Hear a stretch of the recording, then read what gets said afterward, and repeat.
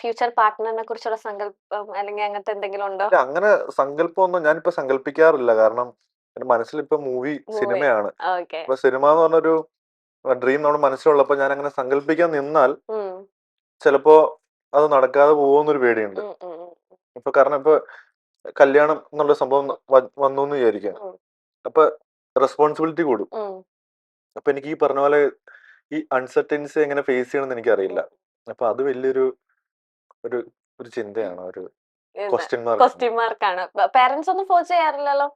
വീട്ടിൽ ആരും ഫോഴ്സ് ചെയ്യാറില്ല. ഇപ്പൊ ഞാന് ഇടയ്ക്ക് ചെറുതായിട്ട് ഇങ്ങനെ ആ പറയും, ഇങ്ങനെ ഉം, കസിൻസിന്റെ കല്യാണം വരുമ്പോഴേക്കും ഉം, ആ ഉം, എനിക്കിങ്ങനെ അവരുടെ ഇതിലൊക്കെ പോകാനാണ് എന്നൊക്കെ പറഞ്ഞ് ചുമ്മാ ഉം, പറയും. ഉം, ഉള്ളിന്റെ ഉള്ളിൽ ആഗ്രഹം കാണും. ഉം, പക്ഷെ അവരെയൊക്കെ സംബന്ധിച്ച് പറഞ്ഞാൽ അവര് വളർന്നു വന്ന സാഹചര്യം വെച്ചാൽ ഇത്ര വയസ്സായി കല്യാണം കഴിക്കണം അങ്ങനെയാണല്ലോ. ഉം, പക്ഷെ ആരെങ്കിലും ഒക്കെ കല്യാണം കഴിച്ച് കുറച്ച് നാൾ കഴിഞ്ഞ് ഡിവോഴ്സ് ആവുന്നേക്കാളും ഉം, നല്ലതല്ലേ ഉം.